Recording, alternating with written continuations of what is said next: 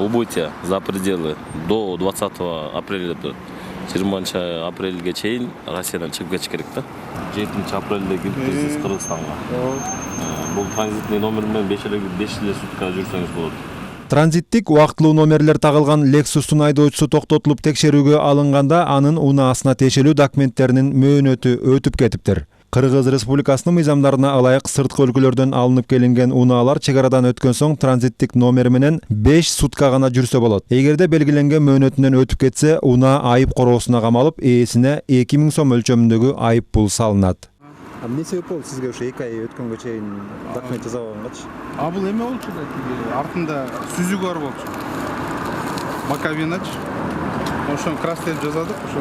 Бул сатыкка коюп атасыз, ошон үчүн жасабай жүрөсүз да? Ооба. Кийинки кожоюн алып алсын дегендей. Первоначально өзүлө кылбасын деп. Бул срок өтүп кеткенде сиз айдаган. Мына кызык көрдүңүзбү, канча сумма кетет экен ошол? 20 каттоого коюш үчүн 26 000 сом. 26 000. Артынан эле коңшулар сизден көмөк. Хорошо, анда мен семья бар, таксиге салып ийбейм ол жерде.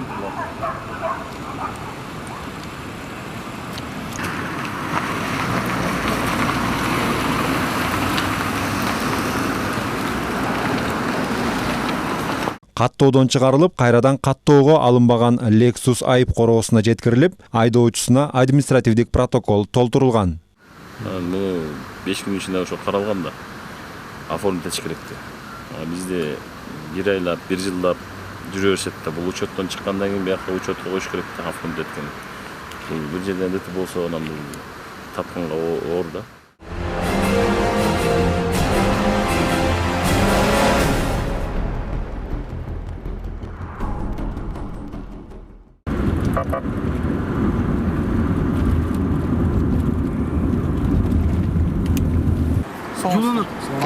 Жылынат.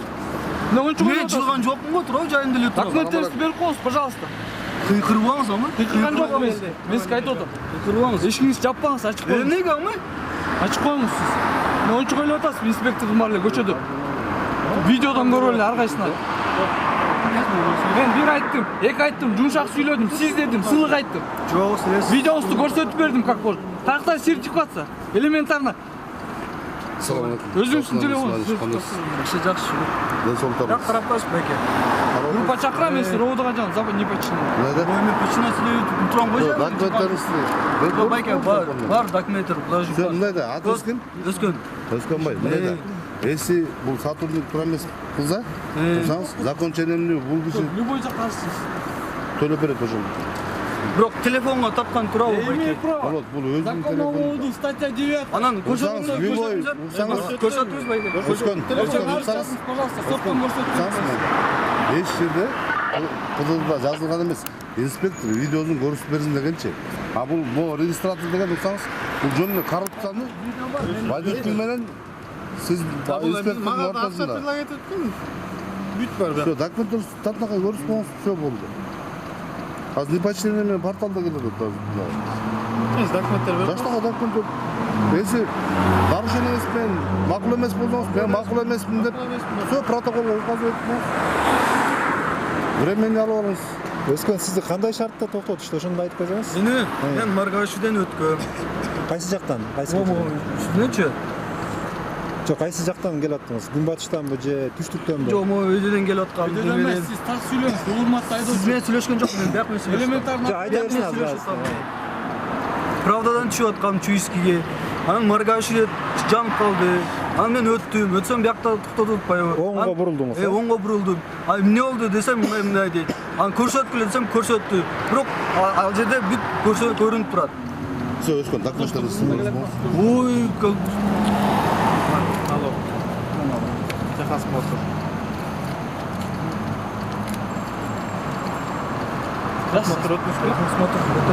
Өскөн эмнеде? Ибраимова көчөсү боюнча түштүктөн түндүктү карай келатып, күн чыгышты көзсө кайрылып атат оңго. Ал жерде жол чырагынын кызыл түсү күйдү.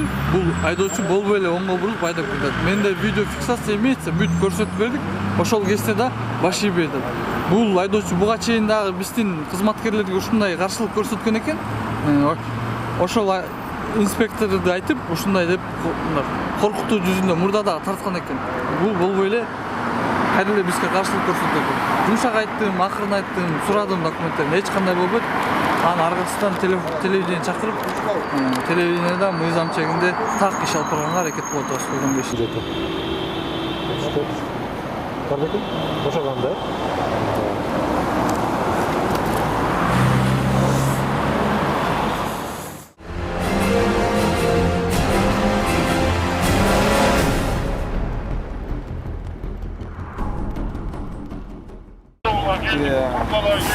Машинаны немен жеткиребиз? Радиаторунан суу алып. Кайсы машинасы экен бул? Бұл посольствоның екен. Китайский посольствоның машинасы екен. А мне кызыл номер эмес, дипломат. Жоқ, бұл фирма екен да? Фирма.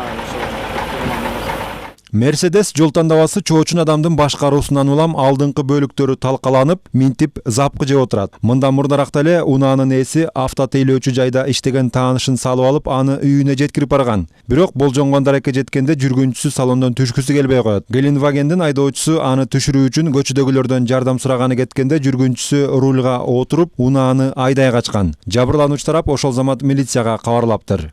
Башка бирөөнүн кымбат баалуу унаасын айдап белгисиз тарапты көздөй качып бараткан адам Жибек жолу жана Үмөталиев көчөлөрүнүн өз багытында бараткан башка бир унааны сүзүп, андан ары токтобой качып жөнөйт. Токтогула Үмөталиевден кармадык. 88-жылкы Акылбек деген жигит экен. Азыр ошол кармалган жигит Первомайский тергөөсүнө өткөрүп берип атабыз. Ал эмне максат турдаптыр? Мүмкүн же таанышын койгон. Бул Кытай улутундагы жарандын үйүнө барып, кошунасы экен. Үйүнө ал Кытай жараны эшикке чыкканда бул ичимдик ичебиз деп сунуш кылган экен. Анан Кытай жараны четке кагып машинасына отуруп кетерде, бул жанына отуруп эметкенде Кытай жараны үйүнө таштап коюн деп жеткирүү максатында үйүнө барганда түшпөй коюптур машинадан. Анан кошунасын чакырып түшүрөм деп машинасын оталдырган бойдон калтырып коюптур. Бул ошол убакта машинасына отуруп айдап качып кетиптир да. Уехал за рулем. Автоунаа айдай качууга шектелген адам кармалары менен эле милиция бөлүмүнө жеткирилген. Ал аралыктарда жабырлануучу тарапта бөлүмгө келип арызын жазып берди. Я стояла, молилась, он позвонил, чтобы только ты никого не сбил. Вот молилась только Аллаху, не знаю. Жалко это имя, фамилия. Шин это имя. Да, Шин. Торатбайкенин жанына келесиң, сен ушундай машинага сразу отурасың да айдап кетесиң депчи. Урдап келесиң деди, уже айдап келесиң. Жок, урдап келесиң деп айткан жок, айдап келесиң. Анан сага көрсөтөбүз деп айткан да. Мен масабалда ошону отуруп алып туруп, анан кийин айдап кетким келди дейчи. Келмей. Тормозун бере албай калып, сүзүп алдым. Анан кийин кармап кетишти ошо. Эмне жумуш кыласыз өзүңүз? Кийимдерди Өзүм май алмаштырам, замена майда иштейм. машина айдап жүрөсүз буга чейин? Жок, өзүм мындан буга чейин бирок машина айдагам. Айдоочу барбы жокпу? Правам жок, айдоочу правам жок, бирок машинаны жакшы айдайм. Анча-мынча келишимдерге барганда. Кармалган адам дарыгерлердин көзөмөлүнөн текшерилип келген соң иликтөө иштери үчүн тергөө бөлүмүнө тапшырылган. Жаракат жерлерин айтып койсоңуз, кандай экен? Жаракат бетинде эме ссадиналар бар экен. А так сүйөктөр таза эле, сынак жок. Ошо. Так. Көкүрөгүнтөрүн эме кылыш керек. Травматолог көрүш керек. А так төпөлөрү жакшы тартып алыптыр, сен плохого качества. Кандай айтып нормально айтып. Жакшы эле сизде сонун. Жок, ооруп атамыз. Шучу басып кетти.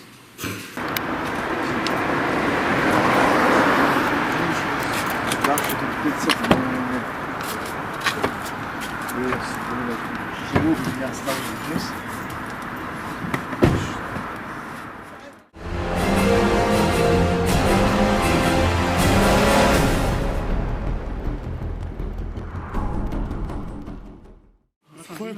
О, Otur değil mi?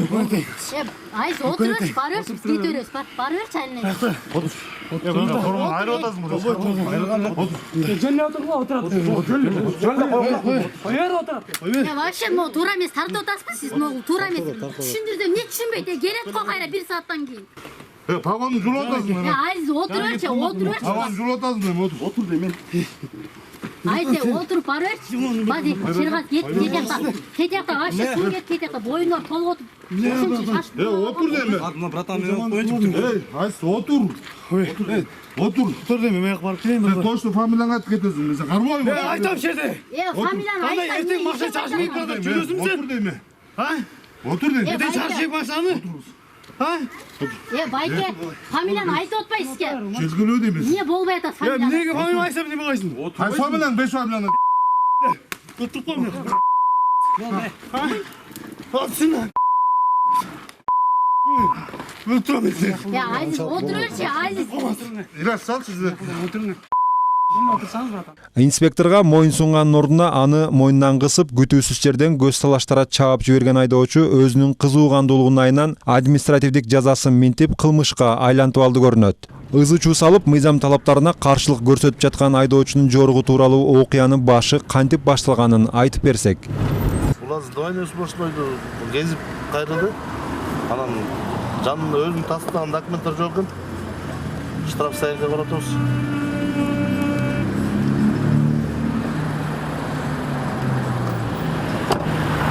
Өзүңүздөр уккандай, Toyota'нын айдоочусу Рыскулов менен батышты көздөй баратып, Кулиевке жете бербей, жол ортосундагы 2 сызыкты кесип өтүп, солго бурулуш жасаган. Анын аракеттерин так ошол көчөдө иштеп жатышкан инспекторлор байкап, токтотуп, андан айдоочуга карата документтерин сураганда жанында жок болуп чыгат.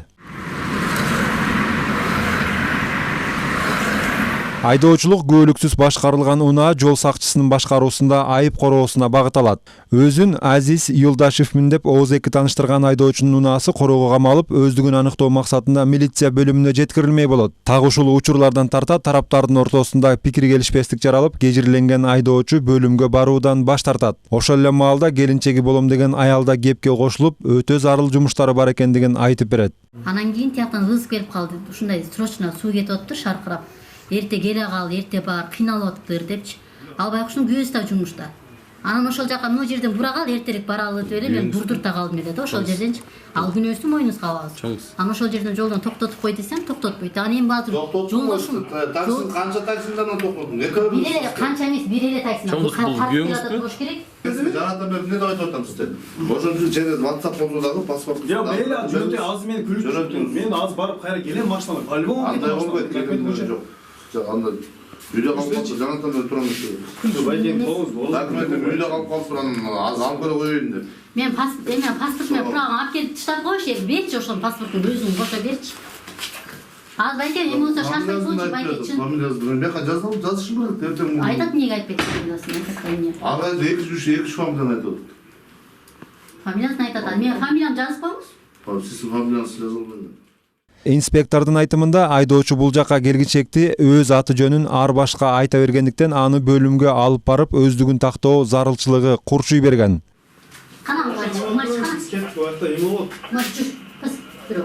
Мен сен дагы айтып атам, сен кетпейсиң да. Байке келет эмнеге? Эмне кармайсың? Келет да. Жок. Роду кара сонда. Мага деди, түндө коюңду салып жатсың, сени больницага таштап коелу, байке. Жок, таштай бердим. Бетлек. Байке, журналистке айтпайсың, алар той берип койду 1 саат, анан келет да кайра. Кашчы. Сыртка чыгышкандан кийин өздүгү аныкталбаган айдоочуну патрулдук унаа менен бөлүмгө алып кетмек болушканда, ал өзүнүн тааныштары менен каршылык көрсөтүп баштайт.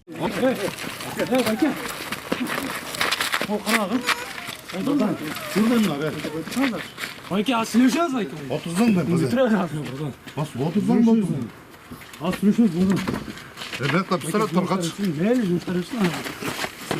Братан. Çalmadı bizi. Аксакал жүрөт аны. Otur. Kaç deme? Ya Aziz. Kaç? Анда барıyoruz, булар сени Otur deme. Aziz oturuyoruz biz kete verelim Aziz. Familiyam niye ayıl? Birimiz iki familiya ayıl. Niye koy vermek mi yaptı? Bayke familiyan ayıt otpay sizge. Kelgülü deymiz. Niye bolbay atat familiyan? Nega familiyan aytsam ne bağaysın? Hay familiyan 5 familiyan. Tutup koyma. Atsın lan. Ya Aziz oturuyoruz ya Aziz. İlaç sal sizi. Oturun. Şimdi otursanız zaten. Tamam az bana mı? Basayım. Ya pay tapacağım yok ayın bu. Marcan otur. Otur sen. Otur. Nasıl bir yakta gördünüz mü ben sen soğandım adı şöyle. Neyse ayıp oldum. Zopal Rosa mekta ben şunu aytdım da sizge. Nege tuttan Rosa men kayra gelem dedim. Ben maşinam tasda turmay bu. Ertayin tasda kettim de turabu. Hem sizin men atayla bilmem yok mu turabu? Sorandım ben sizden. Ya ne kıldın lan?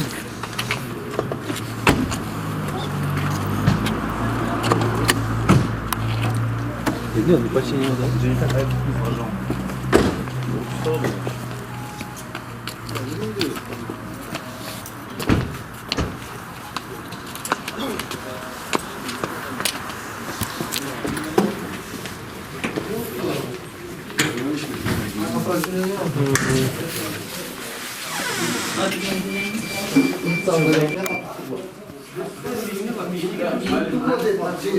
Siz ne kırmızı olmaya kaldınız mı? Kol götürüp. Tartmaz. Onaylı kaldır. Azından çok dinlenmeye yapmışsın.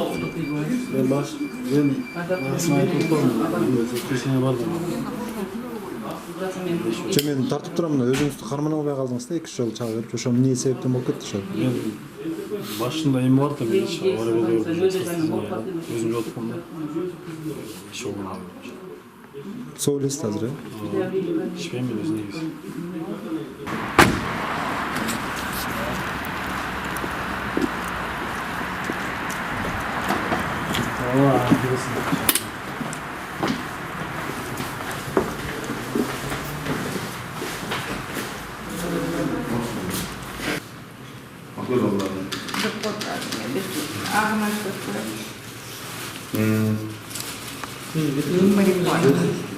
Normal işler satıldı da o oturup bitti.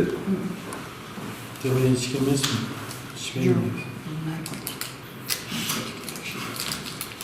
Наркотиктерди чекпейм ошо. Жок эми. Мен өзүм краска иштейм да. Инспекторлар подозрение кылып аткандан кийин биз өткөрүшүбүз керек.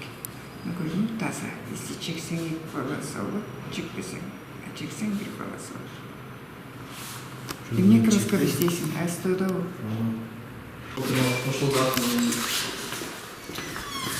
Кошулган.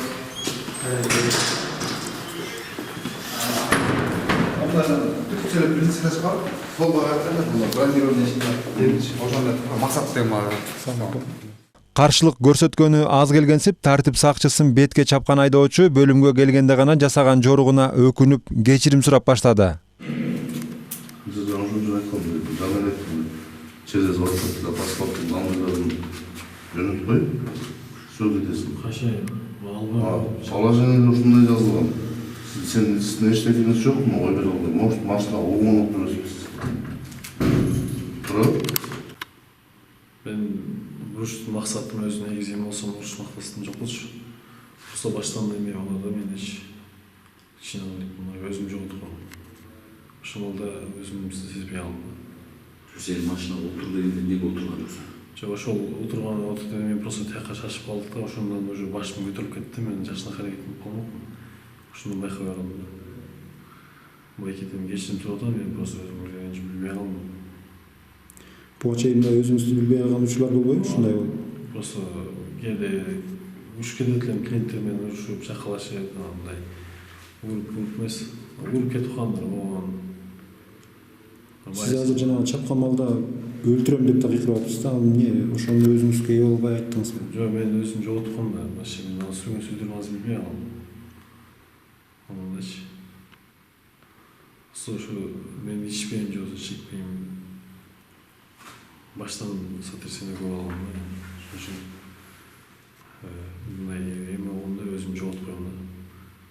не кылдым билбей калдым.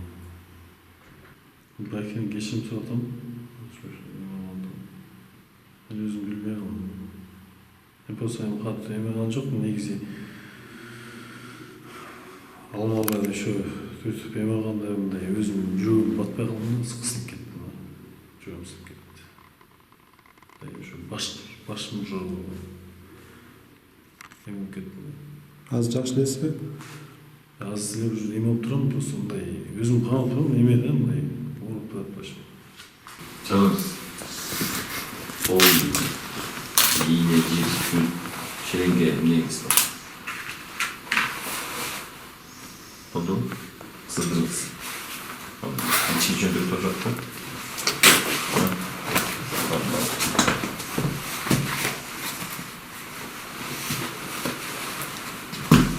Şimdi bir şey olsun. Tamam. 64 oldu. Ha. 64. Көрсөтүү эфирге даярдалып жатканда айдоочунун жосунсуз жоругун иликтеп жаткан тергөөчү менен байланыштык. Ал Азиз Юлдашев учурда убактылуу кармоочу жайына камалгандыгын жана бийлик өкүлүнө кол көтөрүү беренеси менен иликтөө иштери жүрүп жаткандыгын кошумчалады. Эскерте кетсек, кылмыш жаза кодексинин 341 беренесине ылайык бийлик өкүлүнө кол көтөргөн жарандардын жасаган кылмышы далилденсе, 5 жылдан 10 жылга чейинки мөөнөткө эркинен ажыратылары мыйзамда жазылган.